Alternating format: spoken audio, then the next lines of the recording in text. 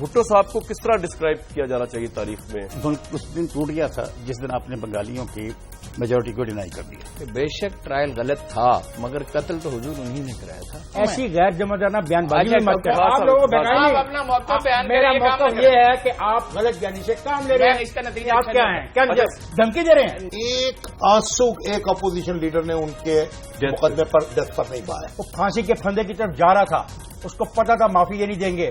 وہ اتنا کلیئر تھا اپنے موقف کے اوپر. اسٹریچر پہ لے جایا گیا. اس کی موت کی آخری کہانی خاکسار نے لکھی تھی کہ انہوں نے چھاپی تھی. ایجنسی کے لیے آئی تھی. مجھے کسی ایجنسی نے دی تو مجھ پہ خدا کی کہاں سے آ گئی تھی؟ ذوالفقار علی بھٹو پر عصر حاضر کے اہم ترین دانشوروں و ناقدین کی ایک اہم ترین ڈبیٹ.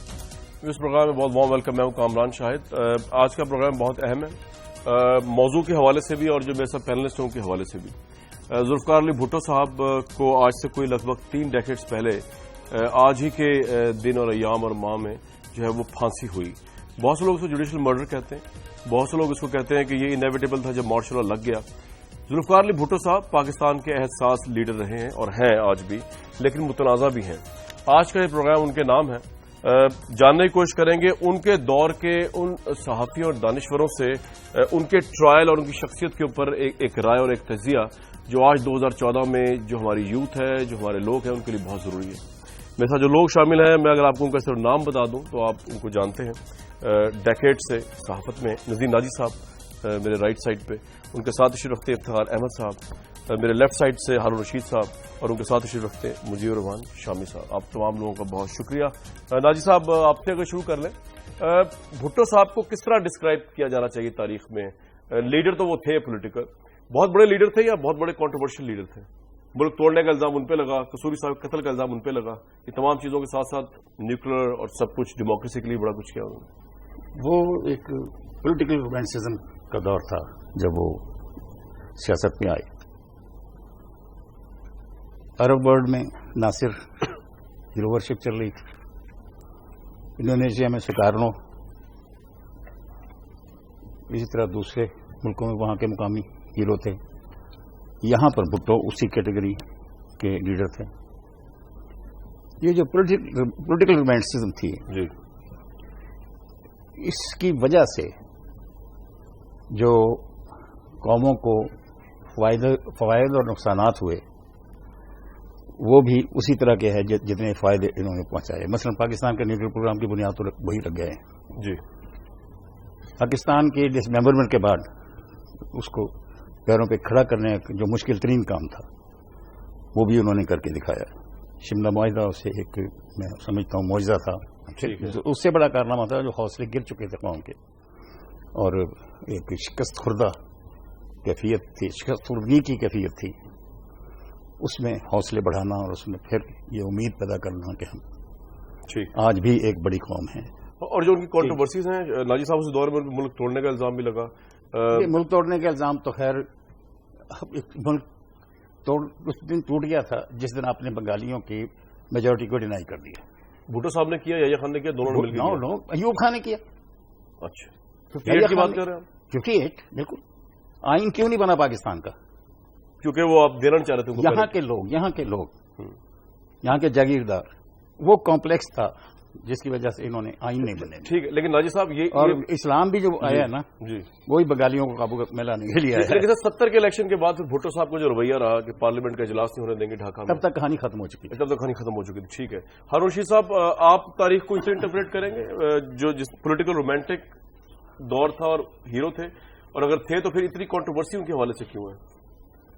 جرنلسٹ کو جیلوں میں ڈالا. یہ بات درست ہے, پولیٹیکل رومانٹسزم کا دور تھا ظاہر ہے. پچھلی وہ بھی اور اس سے پچھلی نسل بھی اس کا شکار تھے رومانٹسزم کا. قومیں بلوغت کی طرف جب سفر کرتے ہیں تو ان سب مراحل سے گزرتی ہیں, اور سب قومیں گزری ہیں, یہ کوئی تعجب کی بات تو نہیں ہے. اور جس طرح فرد کی بلوغت کا سفر ہے اس طرح قوموں کی بلوغت کا سفر ہے. لیکن اس سے یہ ثابت نہیں ہوتا کہ انڈیویجول جو ہے اس کو جنرلائز کر کے اس کے سب کارنامے دھندلا دیے جائیں یا اس کے جرائم معاف کر دیے جائیں. پاکستان توڑنے کے جرم میں وہ شریک تھے, اس میں شبر پوری طرح شریک تھے اپنے حبس اقتدار کی وجہ سے. یہ بات درست ہے کہ ایوب خان کے زمانے میں اس کا بیج بویا گیا. یہ بات درست ہے کہ یحییٰ خان کی وجہ سے نوبت یہاں تک پہنچی. یہ بات درست ہے کہ ہم مشرقی پاکستان کی اکثریت کو اقتدار دینے کے لیے تیار نہیں تھے. لیکن یہاں میں نے ان کی تقریر سنی اور رپورٹ کی کہ سندھ اور پنجاب کی کنجیاں میری جیب میں ہیں اور یہی اقتدار کا سرچشمہ ہے، اور احمد رضا قصوری سوشلزم آوے یا کے نعرے لگا رہے تھے، تو کوئی پریکٹیکل تو نہیں تھا. دیکھیے معاشرے جو ہیں وہ کنسنسس میں زندہ رہتے ہیں، معاشرے کسی ایک لیڈر یا پارٹی کی ڈومینیشن میں زندہ نہیں رہتے. یہ بات ہم آج بھی نہیں سمجھے. ان کا دور حکومت جو ہے ایک نہایت بہیمانہ دور ہے. اپنے ساتھیوں تک کو انہوں نے دلائی کام میں رکھا. 50,000 قیدی تھے جب مارشل لا لگا ہے تقریباً. یہ شامی صاحب جو ہیں یہ موجود ہیں نا، یہ 7 سال ان سے پوچھیں کیا کر رہے تھے اس وقت، کس چیز کی مزاحمت کر رہے تھے. سوشلزم کا تجربہ ناکام ہو چکا تھا دنیا میں. ٹھیک ہے. اٹلی کے مزدور کی جو پیداواری صلاحیت تھی وہ روسی مزدور سے کئی گنا زیادہ تھی. اس کے باوجود وہ سوشلزم نافذ کرنے پہ مسلط وہ رہے، اس پہ تلے رہے. بہت سی غلطیاں انہوں نے کی، اور اس میں کوئی شبہ ہی نہیں ہے کہ بے شک ٹرائل غلط تھا، انہیں اس میں باعزت بری ہو سکتے تھے، مگر قتل تو حضور انہی نے کرایا تھا، احمد رضا قصوری کا. بالکل اس کے باپ کا، اس کے باپ کا. کوئی آج تک 40 سال میں کوئی تھیوری آئی ہے کہ کوئی اور قاتل اس کا نکلا ہو؟ اچھا ایک بات بتا دیجیے، یہ مارشل لا جسٹیفائڈ تھا بھٹو صاحب؟ کیونکہ مارشل لا تو کبھی جسٹیفائڈ نہیں ہوتا، لیکن سول ادارے طاقتور ہوں گے تو مارشل لا کا راستہ رکے گا نا. ہمارا اتھارٹی ہوگی، مارشل لا تو اس کے بعد بھی لگے. مارشل لا کو کون جسٹیفائی کرے؟ یہ خیال تھا کہ وقت نے ان کو تھوڑا بہت سمجھایا ہوگا، لیکن افسوس وقت ان کو نہیں سمجھا پایا. آج بھی یہ 50,000 قیدیوں کی بات کرتے ہیں. چلیں آج میری اس چیلنج کو قبول کیجئے، مجھے اس 50,000 قیدیوں کی کوئی ایسی فہرست پرووائڈ کر دیں جو کسی ذمہ وار آدمی کی اٹیسٹڈ ہو. یہ ٹاک شو میں فہرست پرووائڈ کی جاتی ہے. نہیں، آپ کس سے بات کر رہے ہیں؟ آپ ٹاک شو نہیں کر رہے. شامی صاحب بیٹھے میں سے پوچھے شامی صاحب کہتے ہیں انہوں نے غلط کیا. انہوں نے کہا کہ یہ ٹاک شو میں فہرست لے کے بالکل لانا چاہیے نا بھائی. فہرست لے کے ایسی غیر جمع دارانہ بیان بازی میں مت کریں. کون سی غیر جمع دارانہ بیان بازی ہے؟ اگر آپ 50,000 کرنا چاہتے ہیں تو دوسری بات ہے. میں تو اس کام کے لیے آنے آیا ہوں. 50,000 قیدی موجود تھے. فہرست نہیں، میں کوئی ملزم یار عدالت میں کھڑا ہوں. بالکل آپ عدالت میں کھڑے ہیں. آپ لوگوں کو بہکا نہیں سکتے. اچھا نہیں، آپ لوگوں کو اپنا موقع بیان. میرا موقف یہ ہے کہ آپ غلط جانی سے کام لے رہے ہیں. اچھا میں سوال کر لیتا ہوں. کیوں نہ کروں بھائی، کیوں نہ کروں؟ وجہ آپ کریں گے تو اس کا نتیجہ آپ کیا ہیں؟ کیا دھمکی دے رہے ہیں؟ کوئی دھمکی نہیں. وہ دھمکی جو یہ پروگرام ہوگا ہی نہیں. وہ دھمکی جو دی تھی ذوالفقار علی بھٹو کو فلور آف دی ہاؤس پر ظہور لائی نے، وہ دھمکی جو دی تھی احمد رضا قصوری کو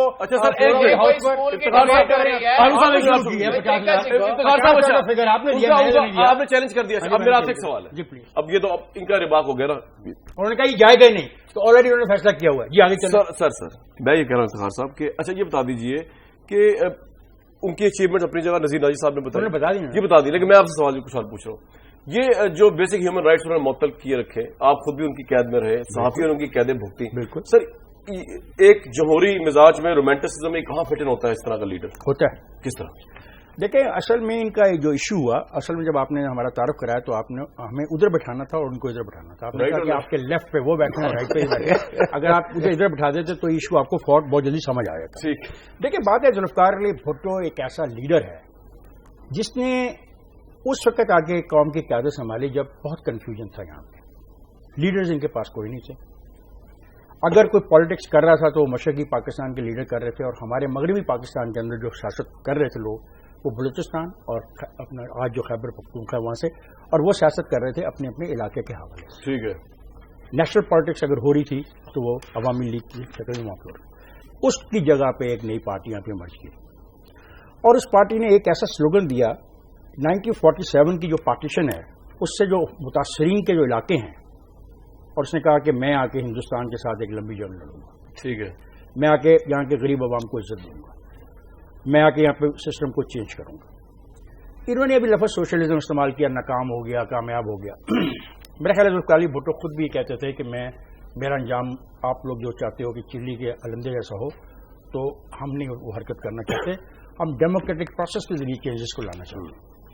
یہ حقیقت کی بات ہے. ٹھیک ہے. اب جب الیکشن ہوتا ہے تو یہ تمام جو علاقہ ہے جہاں پہ ہندوستان کے سے ہجرت کر کے آنے والے متاثرین موجود ہیں، وہ اس آدمی کو اپنا ہیرو مان لیتے ہیں، لیڈر مان لیتے ہیں.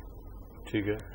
اب جب Jamaat Islami was the only political force, اس وقت اگر کوئی پولیٹیکل فورس ویسٹ پاکستان کے اس حصے میں تھی جس کو آپ کہہ سکتے ہیں کہ وہ खैबर पख्तूनख्वा में भी थी, वो बलूचिस्तान में भी थोड़ी बहुत थी, सिंध में भी, वो फोर्स इमर्ज करके आती है अगेंस्ट पाकिस्तान पीपल्स पार्टी। और वो पाकिस्तान पीपल्स पार्टी के फलसफे को काफरों का फलसफा कह के इस जंग को इस्लाम और कुफर की जंग बना देते हैं। ऐसा नहीं था? ऐसा नहीं था, ऐसा बिल्कुल नहीं था। जब वो इस्लाम और कुफर की जंग बन जाती है तो वो दिन है जिस दिन से नफरत की बुनियाद डाल दी जाती है पाकिस्तान की सियासत। और ह्यूमन राइट्स एक बात याद रखना, 1970 का इंतखाब में जितना वोट जमात इस्लामी को मिला, आज तक जिंदगी में जमात इस्लामी को या लेफ्ट या राइट विंग वालों को, 70 की बात कर रहे हैं? 70 की भी मैं कर रहा हूं, 70 में भी, 70 में भी कर रहा हूं। धानी नहीं 70 में सर?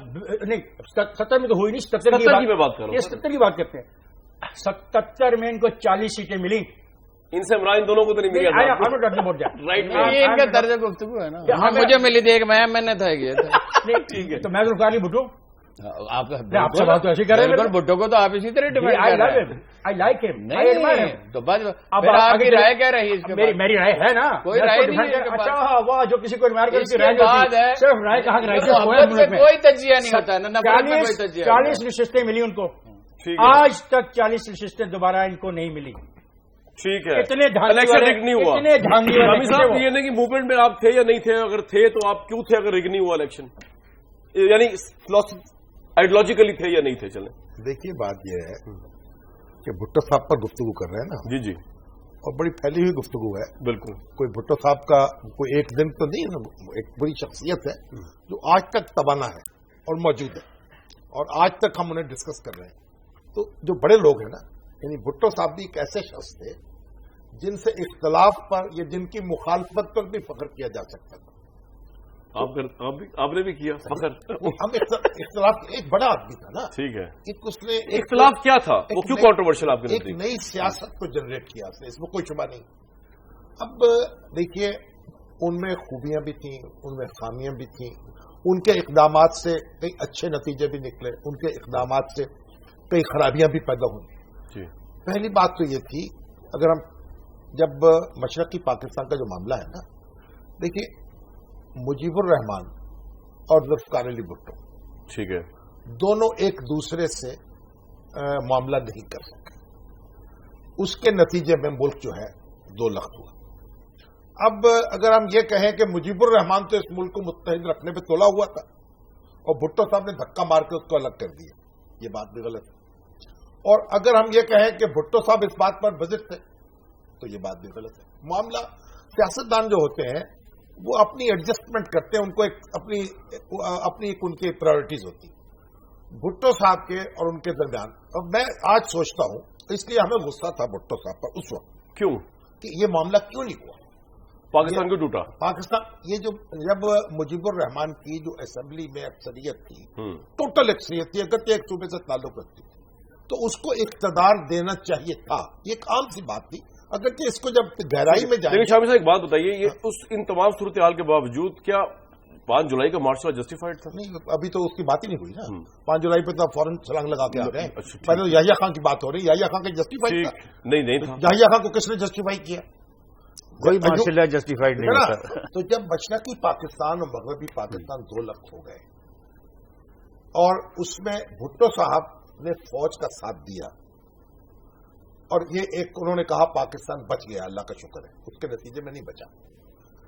लेकिन उसके बाद उन्होंने इस पाकिस्तान को संभालने की कोशिश की। उन्होंने इसके लिए एक मुत्तफ़िक़ा दस्तूर बनाया। देखिए यहाँ का रवैया जो है वो मुजीबुर रहमान के रवैये से बिल्कुल मुख्तलिफ है। दूसरा काम उन्होंने ये किया, उन्होंने कहा कि ये जो भारत की मदाखलत से ये मामला मुमकिन हुआ है कि बांग्लादेश बन जाए। सर वो तो उन्होंने उसके नतीजे में उन्होंने कहा कि पाकिस्तान के पास ऐसी ताकत होनी चाहिए, एटमी तवानाई होनी चाहिए, एटम बम होना चाहिए। ठीक है, तो एटमी सलाहियत जो है उसके लिए दूसरी बड़ी अचीवमेंट होगी। ठीक है, बड़ी अचीवमेंट। और आज भी ये जो दो बड़ी अचीवमेंट्स हैं, जब उनके हवाले से हम उन्हें याद करेंगे तो बहुत अच्छे अल्फाज। सर एंटी भुट्टो वोट का फिर कहां आता है? नफरत इतनी किस कहां आती है कि दस्तूर तो उन्होंने एक कॉन्सेंसस से बनाया, ठीक है, लेकिन उसके बाद जो हुकूमत थी ना वो इस तरह नहीं चल सकी कि जो मुखालफीन थे उनको स्पेस मिल जाती। खैबर पीके में जो उसका सूबा सरहद था, ठीक है, और बलोचिस्तान में फौजी ऑपरेशन हो गया, ठीक है, फौजी ऑपरेशन मुखालफिन हुआ, जेल में चले गए, हुकूमत वली खान खत्म साहब जेल हुई, में, ठीक है। लोग अपनी हुकूमतें बनाई गई। शामी साहब मेरा एक सवाल है, ये जराइम सारे इतने थे उनकी गवर्नेंस के कि फिर उनको इस तरह हैंग किया जाता, मैं जराइम कर बात ही नहीं कर या उनकी गलतियां ऐसी थी? ये बिल्कुल बात है, हम इसे जनरलाइज नहीं कर सकते। सर मैं पूछ रहा हूँ उनको हैंगिंग सही जस्टिफाइड है? ये तो असल में आप तो छलांग लगा के उतरना चाहते हैं, मैं छलांग लगाना नहीं चाहता। ठीक है, ये भुट्टो साहब का मुकदमा है, वो उस पर जब मुकदमा सर फेयर था, अब उस पर अलग गुफ्तगू होगी उसी में, ये इस प्रोग्राम में। मैं आज ये महसूस करता हूँ कि उनको फांसी नहीं मिलनी चाहिए। अच्छा, हारून साहब आप शेयर करते हैं? नहीं, मुकदमा तो नाकस था, तो रियासत की मुदाखलत से हुआ ना। मैंने तो ये कहा है कि अगर मुकदमा ठीक चलता तो वो बाइज्जत बरी होते। आप ये कह रहे हैं ना कि कत्ल भी उन्होंने किया, ये भी आपका प्ली है ना, और आप जैसे और अदालत में साबित नहीं हो सकता था ना कि रियासत आपकी ये फीलिंग हो। अच्छा नाजी साहब एक बात बताए, फीलिंग नहीं है, मुझे यकीन है, आपको यकीन है? मगर अदालत उन्हें बरी करती है अगर रियासत मुदाखलत न करती। आपको इतना यकीन क्यों है कि वो कातिल भाई थे? कोई और थ्योरी है, किसी और ने कत्ल कराया, मैंने कराया या आपने कराया? मैं तो खैर उस वक्त किसने पैदा कराया? नहीं हुआ था, लेकिन नाजी साहब ये कह रहे हैं और कोई थ्योरी कोई नहीं है जो कसूरी साहब के मर्डर। ये सारा मैं जाती तौर पे जानता हूँ मामला क्या था, तो बता दें। ये जो भुट्टो साहब को जरूरत क्या थी इसे मारने की? बताया जी क्या जरूरत थी? भुट्टो साहब ने डॉक्टर नजीर को किस लिए कत्ल कराया था? सर ये तो आप एक मिनट है, नहीं करवाया। और जहूर इलाही की सारी एविडेंस अकबर बुगटी की मौजूदा अकबर बुगटी से कहा जहूर इलाही को कत्ल करा दो। सर ये इतने आप फॉर श्योर कमाल कर दे। श्योर क्या है? सही श्योर का क्या मतलब? तो कितने बेशुमार लोग मारे गए। सर और यार 23 मार्च 1973 को मैं मौजूद था लियाकत बाग में, मेरे सामने 10-15 आदमी मारे गए, अजमल खटक काबल चले गए, वली खान ने लाशें उठाई, वली खान को गद्दार करार दिया गया। ये तारीख का हिस्सा नहीं है। हारून साहब एक सवाल है मेरा आपसे, इससे पहले मैं इफ्तिखार साहब के पास जाऊँ। जो गवर्नेंस के दौरान ये भुट्टो साहब ने अपने केस में भी सुप्रीम कोर्ट जब एड्रेस किया तो उन्होंने कहा कि जी मुझ पे ये कहा गया कि फलां का मर्डर हुआ, मैं प्राइम मिनिस्टर था, फलां का ये हुआ। गवर्नेंस के दौरान कहा जी मार्शल एडमिनिस्ट्रेटर की हुकूमत है इस वक्त, तो यहाँ पे भी जो लॉ एंड ऑर्डर की पोजीशन है, कई कत्ल हो चुके हैं और कई पोलिटिकल मर्डर भी उन्होंने बताए हुए। तो क्या उसकी जिम्मेदारी जनरल जियाउल हक पे आयद होती है? क्या इस तरह हुक्मरानों पे आयद होती है जिम्मेदारी? क्या बात हुई सर ये एक लॉजिक थी ना, ये क्या बात है? डॉक्टर नजीर के कत्ल का तो मुकदमा ही दर्ज उनके खिलाफ हुआ। तो सर किसके खिलाफ भी? अहमद रजा, ये क्या बात? मतलब अगर आप चाहें कि आपको इम्पोर्टेंट है। अच्छा उसको किसने कत्ल कराया अहमद रजा कसूरी के? मुझे नहीं पता सर, इतनी दफा फायरिंग हुई, जी इतनी दफा अहमद रजा कसूरी पे किस लिए फायरिंग किसी हुई? भी खून का सुराग लगा के कोई तारीखी मसला हल नहीं कर सकते। वो जो होना था हो चुका। जो जिससे सबक लेना चाहिए वो सियासी अमल था जो शामी साहब ने जिसका जिक्र किया।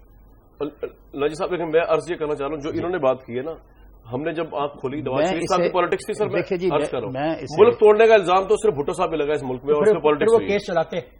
हाँ वो तो सवाल आप उठाए ना, फिर वो केस चलाते ना, एक फर्द का केस ना चलाते। जिस आदमी पर इनको यकीन कामल है आदमी उन्होंने मुल्क तोड़ा, तो केस तो वो चलना चाहिए था। मैंने तो सबका नाम लिया भाई, आपको केस तो सुनाई वो नहीं चलना दिया। हम भुट्टो साहब पे बात कर रहे हैं ना इस वक्त, हम याहिया खान पे बात नहीं कर रहे हैं। अयूब कमरान, खान मैं जिम्मेदार थोड़ा है, सा याहिया खान जिम्मेदार अच्छा, है, नाई साहब की शेख बात सुन मुजीबर रहे हैं। रहमान जी, नाई साहब। जिम्मेदार, एक मिनट, अयूब खान जिम्मेदार है, शेख मुजीबर रहमान जिम्मेदार है। हम सिर्फ भुट्टो साहब की बात कर रहे हैं, उनसे वो डिस्कस ही नहीं हो रहा है ना इस वक्त। कैसे? सर जिसका आज का जितना हाँ हिस्सा, ठीक है, लेकिन हम जिसका जितना हिस्सा है और सारी कौम जिम्मेदार है क्लास से। चले वो तो एक और जनरल बात। जी नाई साहब, उनका इज्तिमाई खौफ ये था कि मशरकी पाकिस्तान वाले हमें कभी हुकूमत नहीं देंगे, तमाम तजुर्बात के बाद। 47 से फर्स्ट कॉन्स्टिट्यूशन में टूटी, सेकंड टूटी, ठीक है। तो जब वहां पर इनकलाबी तहरीक चली, ठीक है, तो यहां पर इनके पास जवाब में कोई लीडर नहीं था फौज के पास।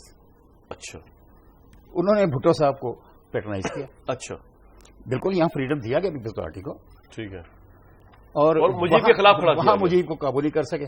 ठीक है, नहीं देखिए फौज के पास पॉलिटिकल ये आपका एक पर्सपेक्टिव आया, बड़ा इंटरेस्टिंग। जी जी जी जी जी जी जी जी, वो किसी जनरल के साथ मशरकी पाकिस्तान को मैनेज नहीं कर सकते थे। ठीक है, जब भी कोशिश करते वही होता जो याहिया खान के जमाने में हुआ है। ठीक, इसलिए यहां की सूरत हाल मुख्तलिफ थी, वहां की मुख्तलिफ थी। भुट्टो को पॉलिटिकल मगरबी पाकिस्तान की पॉलिटिकल वाइस के तौर पे, पब्लिक वाइस के तौर पे स्टैब्लिश किया गया। वहां पर मुजीब कैदी था अपने कमिटमेंट्स का, दूसरी तरफ से भसानियों से पुश कर रहा था। ठीक है, क्योंकि दोनों में मुकाबला चल रहा था सियासी। तो मुजीब तेज था, मुजीब ने आगे बढ़ के 6 पॉइंट दिए, बशानी ने आगे बढ़ के वालेकुम सलाम पाकिस्तान कह दिया। ठीक, मौलाना बशानी ने, ठीक, हमें छोड़ो, हमारी जान छोड़ो। वहां का ये मुकाबला था। मुजीब अगर ये पोजीशन इख्तियार ना करता तो अंदर से खा लिया जाता। ठीक है, और भुट्टो ये पोजीशन इख्तियार ना करता तो फौज से खा जाती। تو سر یہ نو میں سچویشن ان دونوں کی پرابلم یہ تھی، مشرقی پاکستانی عوام ٹھیک ہے اور یہاں کے ظالم حکمران طبقے، ان کی لڑائی تھی. یہ آپ نے اس لڑائی میں اس مرحلے پر بھٹو مجید کی جگہ کوئی اور ہوتا، عبدالغفور ہوتا، تب بھی ہونا یہی تھا. پھر کوئی تاریخ ساز لیڈر تو نہ ہوا، مجبور لوگ ہی ہوئے نا. تاریخ کے پیچھے بھی چلنا پڑتا ہے. افتخار صاحب آپ کچھ کہنا چاہتے ہیں میرے پروگرام میں؟ کیا کہہ رہے ہیں آپ سر؟ ذوالفقار علی بھٹو پر جو مقدمہ بنایا گیا، جس کے بارے میں یہ کہتے ہیں یقین سے کہ ان کو علم ہے، وہ ایک فکرے کی بنیاد پہ بنایا گیا جو انہوں نے اپنے چیف وپ شیخ محمد رشید سے کہا. فائل کر دو. نہیں کہ میں اسے تنگ آ جاؤں اس کا، اور وہ سر ایک ڈاکیومنٹ بھی ہے نا، فائل کر دو قصور. نہیں، جو فکرہ ہے ٹھیک ہے، ایک فکرے کی بنیاد پہ آپ ایک کیس لڑ رہے ہیں اپنا. تو میری تھوڑی سی گزارش ہے کہ نوجوان نسل کو مت بہکائیں. اس نوجوان نسل کو پتہ ہونا چاہیے ذوالفقار علی بھٹو کون تھا اور اس کے مخالف کون تھا. ذوالفقار علی بھٹو کیا کہتا تھا، اس کے مخالف کیا کہتے تھے. ذوالفقار علی بھٹو سے کیا غلطی ہوئی، اس کے مخالفوں نے کیا غلطیاں کی. اگر ہم چاہتے ہیں ذوالفقار علی بھٹو جیسے لوگوں سے سیکھنے کا، میں بڑا مشکور ہوں شامی صاحب کا کہ شامی صاحب ذوالفقار علی بھٹو کے بہت بڑے نقاد رہے، اور میں شکر اتنے کہوں گا بہت بڑے نقاد رہے. اور انہوں نے جو رول پلے کیا، یہ ایک سنگل آدمی اپنے رسالوں کے ذریعے اس آدمی کو تباہ کرنے کے اوپر چلا ہوا تھا. لیکن آج مجھے خوشی ہوئی ہے کہ انہوں نے بڑی حقیقت کو سامنے ان کی فائدہ اس کے بارے میں تو میں نہیں کچھ کہہ سکتا. اس کو تباہ کرنے کے لیے تو رہے تھے، ہیرو کو تباہ کر رہے تھے. پیشہ ہی ہوئے تباہ برباد کر کے ہینگ کروا کے. نہیں، بہت اچھی بات ہے. یہ ایک مثبت رویہ ہے کہ ہم ایک سٹیپ آگے جا رہے ہیں. ٹھیک ہے شامی صاحب. اور ایک بات رکھیں، مجھے ایک بات بھٹو صاحب کی یہاں پہ کوٹ کرنے، ابھی جنرل کی بات ہوئی، اس نے کہا کیونکہ ماشاءاللہ قوم کو غیر فوجی بنا دیتا ہے، یہ شغاف ہے پل نہیں. اس آدمی کا ویژن یہ ہے، اور جو اس نے 8 سال مارشاء اللہ کے ساتھ رہے. جی کیا کرتے میرے دوست آدمی آہستہ سے ترقی کرتا ہے، بلوغت آتی ہے، ماں کے پیٹ سے کوئی سیکھ کے نہیں آتا. ہم اپنے اپنے اداروں سے سیکھتے ہیں. ہم جب بلوغت میں آتے ہیں تو ہم جو ماضی کی غلطیاں ان سے آگے چلے جاتے ہیں. اس بندے کو معاف کر دو. قوم نے معاف کر دیا، اب میں معاف کر دو. کیا میں نے تو معاف کر دیا اس کو؟ ٹھیک ہے، میرا کوئی ذاتی جرم اس نے کیا. اب مجھے دیکھیں ایک بات میں دیکھیے بات کیا بھٹو صاحب، یعنی جب پاکستان ٹوٹ گیا، 2 لخت ہو گیا، تو یہ جو ہماری قومی اسمبلی تھی اس میں ایک متفقہ ریزولوشن ان پر اعتماد کا اظہار کیا گیا معاہدہ شملہ کرنے سے پہلے. ٹھیک ہے، ان پر اعتماد کا اظہار کیا گیا. جب وہ لاہور کے ایئرپورٹ سے روانہ ہوئے تو ان کو میاں طفیل محمد سمیت سیاسی لیڈر چھوڑنے ان کو آئے. ٹھیک ہے، ان کو تاکہ ایک یکجہتی کا احساس ہو. میرے نزدیک یہ مقدمہ اہم نہیں ہے. اہم بات یہ ہے کہ پھر بھٹو صاحب کے اور ان کی اپوزیشن کے درمیان اتنا فاصلہ پیدا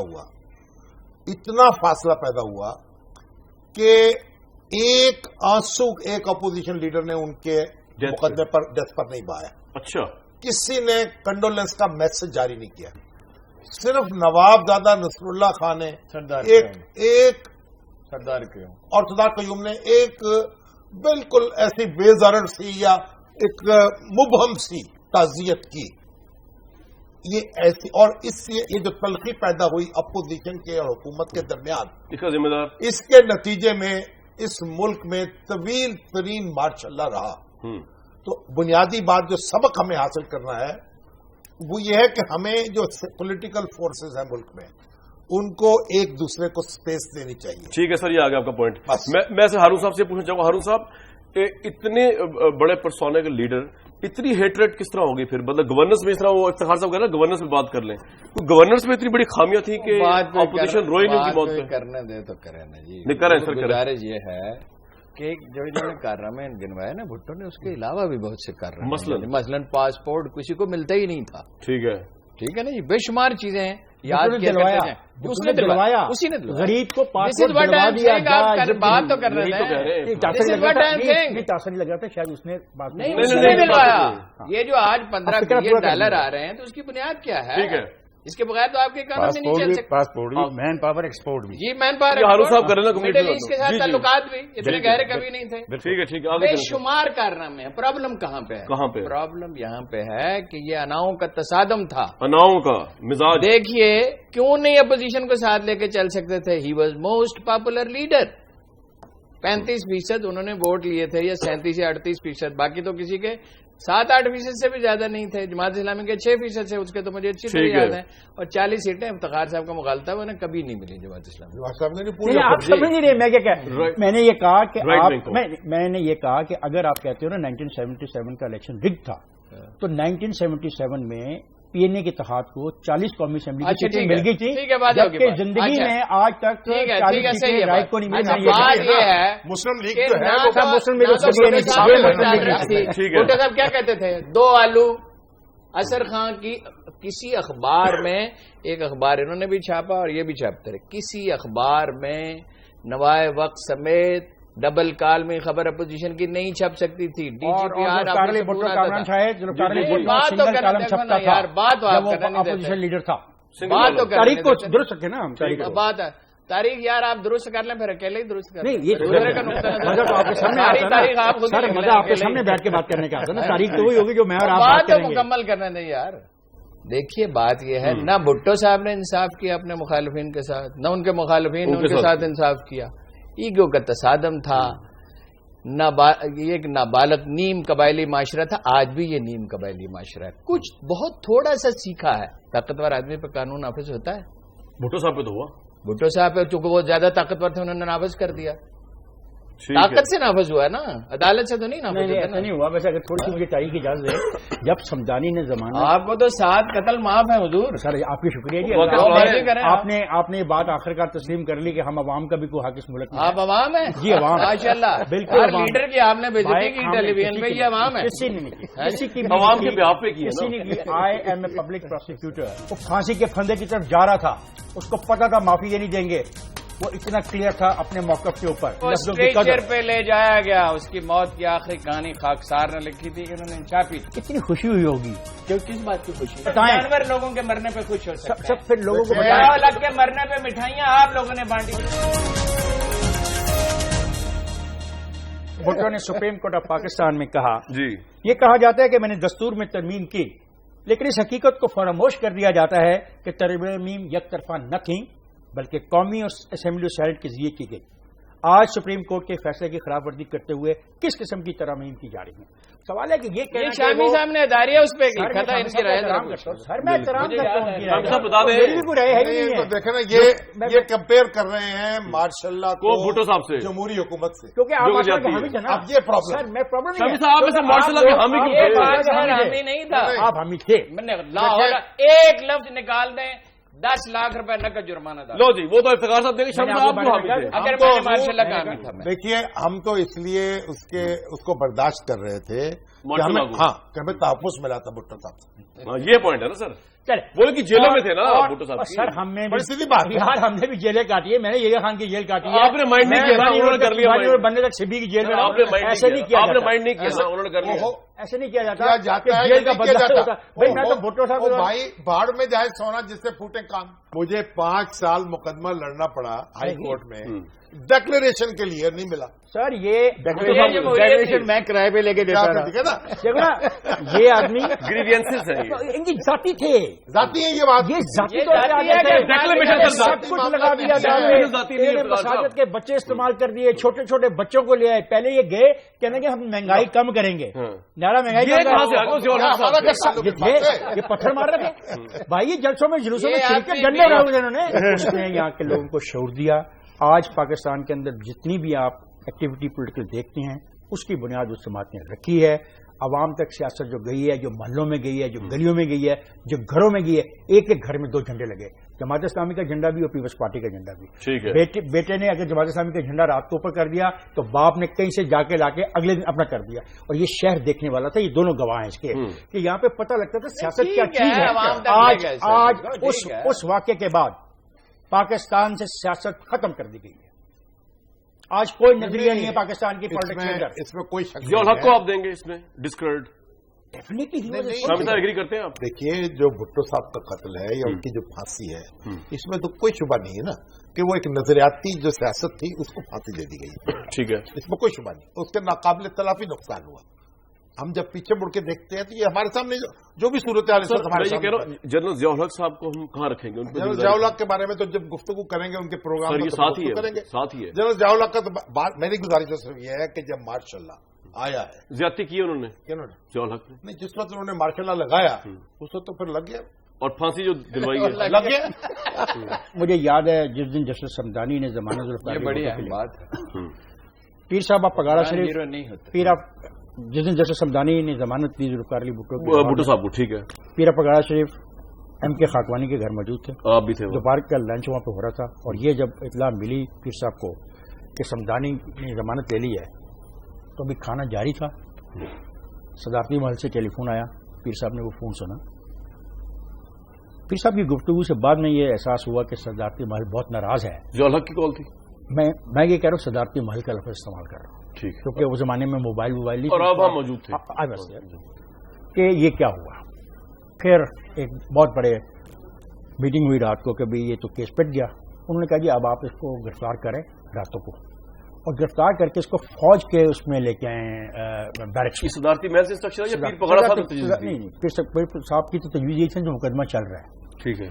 सदारती महल का कहना था ये मुकदमा जो तुमने दिया है गलत है, इसको स्ट्रांग बनाओ और फिर केस लेके आओ। उन्होंने कहा जी हमें वक्त चाहिए, और फिर ये मुकदमा बना, और भुट्टो को रात को उठा के कराची के घर से, जब उसने अपना रात को सोने वाले कपड़े पहने थे, उसकी बच्चियों को खराब करके तंग करके उठा के लाके यहाँ पे फौजी बैरक में रख लिया गया, और उस बैरक के बाद उसकी मौत तक फौज ये गिनती रही कि कितने सांस ले रहा है।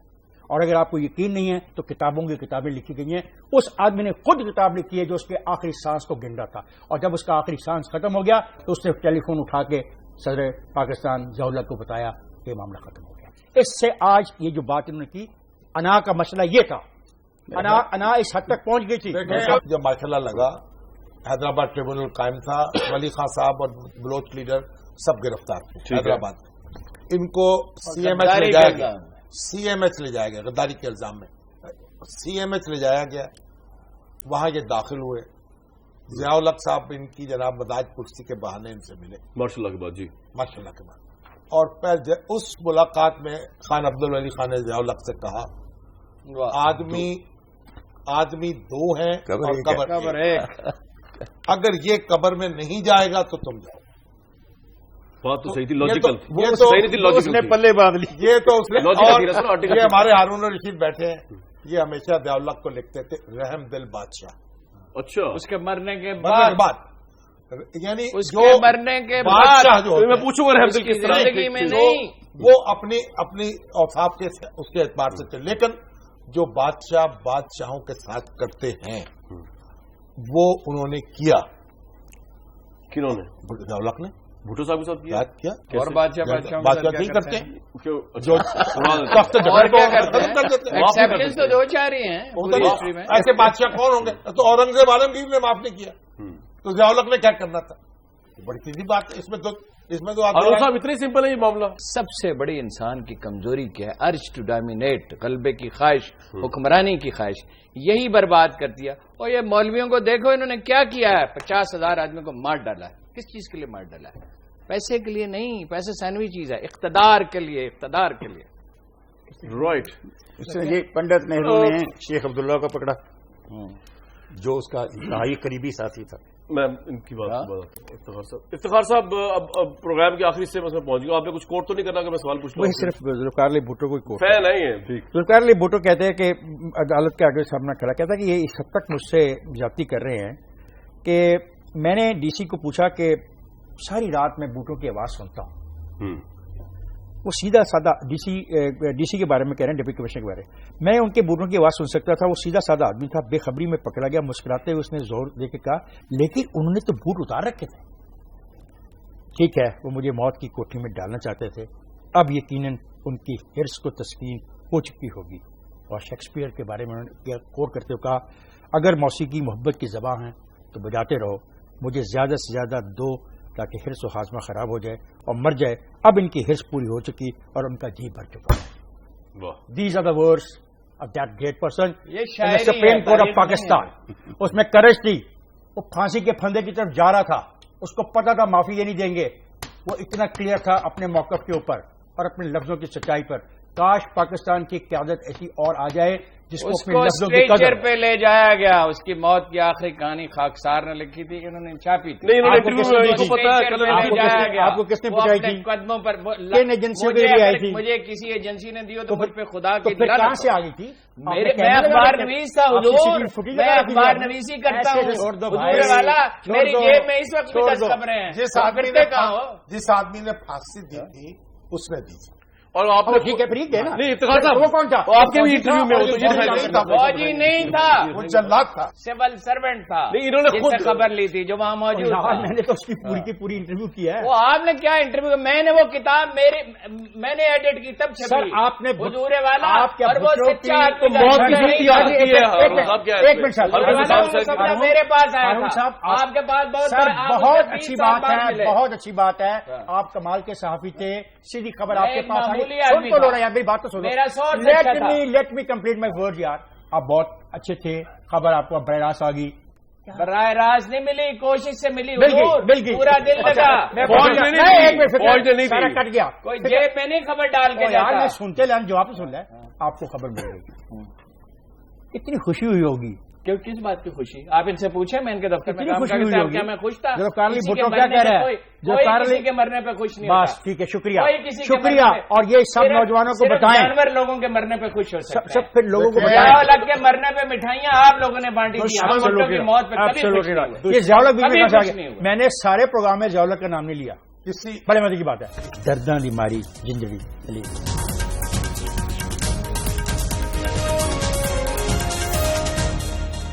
بھٹو صاحب کا آخری لائنز ہیں, افتخار صاحب ضرور پڑھیں, اس کے بعد پروگرام کا آخری سوال کروں گا, اس کے بعد ختم ہوگا. اب عزت مآب, آپ نے اردو بہتر بنانے کی ہدایت کی ہے. میں اردو میں زیادہ بلاغت حاصل کرنا چاہتا ہوں. یہ جج کو کہہ رہے ہیں بھٹو صاحب, پوری اس کو کہہ رہے ہیں سپریم کورٹ کا جو بینچ بیٹھا ہے. عزت مآب, جب ایک آدمی موت کی کوٹھی میں ہوتا ہے تو اس پر ایسی وارداتیں گزرتی ہیں جو اس سے پہلے کبھی نہیں گزری تھیں. بر صغیر میں شاید سرائے کی زبان ایک بہترین اور انتہائی شیریں زبان ہے. میں سرائے کی گیت کے ان الفاظ پر اپنی تحقیق ختم کرنا چاہتا ہوں. درداں دی ماری زندگی علی. سر واٹس یور ریسپانس؟ مجھ سے کیا پوچھتا ہے اس پہ؟ یہ شاعری ہے, یہ تاریخ نہیں ہے. تاریخ کچھ اور ہے. ادبی جمالیات ایک اور چیز ہے اور زندگی کی سچائیاں ایک اور چیز ہے. جناب what's your last comment? Bhutto صاحب کو آج کس طرح یاد کرنا چاہیے؟ ایک تاریخ ساز شخصیت جس نے مغربی پاکستان کے عوام کو پہلی بار عوامی سیاست کا تجربہ کرایا, لیکن وہ تجربہ ان کے اپنے ہی دور میں, ان کے اپنے ہی طرز حکومت کے نتیجے میں ناکام بھی رہا. اس کو جانے دیتے الیکشن میں. ایک الیکشن میں جیت گیا تھا 77 کا, اگلے الیکشن میں جانے دیتے. اگر وہ کامیاب نہیں ہوتا, ہار جاتا, پروسیس چلتا. آج ہم کتنے الیکشن لڑ چکے ہوتے, آج ہمارے معاشرے میں کتنی بہتری آ چکی ہوتی, ہمارے سماج میں بہتری آ چکی ہوتی. ہم نے اس پروسیس کو روک دیا. اور آئی ایگری ود شامی صاحب کہ سیاست اصل میں 77 کے بعد اس ملک میں نہیں آ رہی ہے, یہ کچھ اور ہی ہو رہا ہے. جس وقت یہ پھانسی ہوئی تو اس وقت آپ لاہور میں تھے؟ میں اپنے گاؤں میں تھا.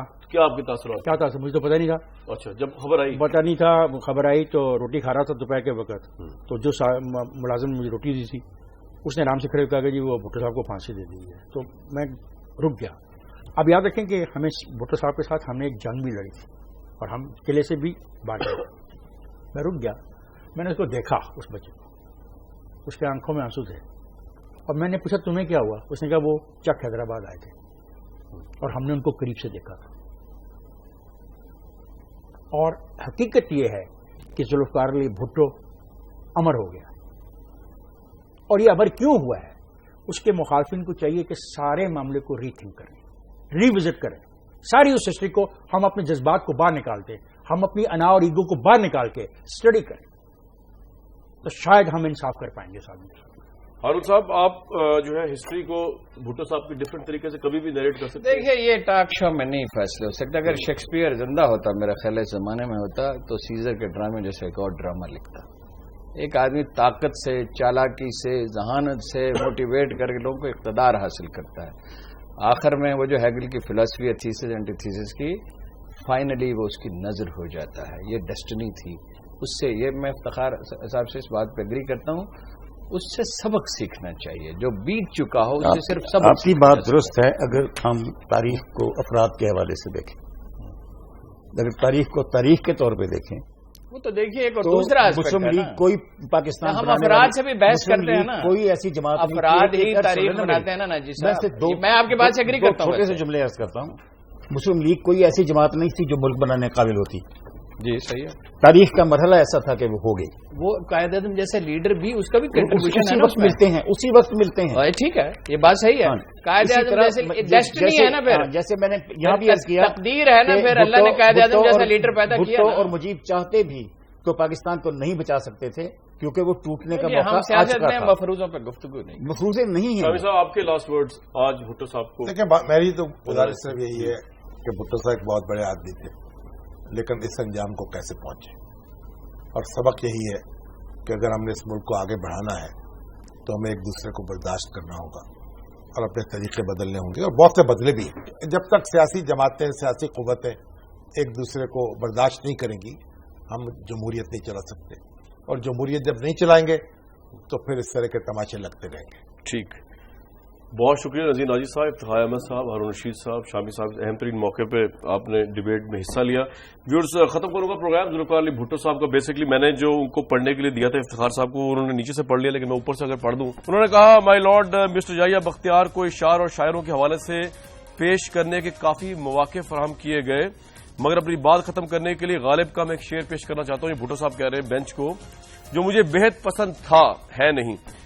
رنج سے خگر ہوا انسان تو مٹ جاتا ہے رنج، مشکلیں مجھ پر پڑی اتنی کہ آسان ہو گئیں. اور پھر انہوں نے کہا کہ مجھے یہ شعر بہت پسند تھا مگر مائی لارڈ غالب غلطی پر ہیں. یہ غلط ہے کہ مشکلیں اتنی کہ آسان ہو گئیں، آسان نہیں ہو سکتی. آپ ان کو برداشت کرتے ہیں، یہ آسان نہیں ہو سکتی. مجھے کامران شاہد کو آج اجازت دیں.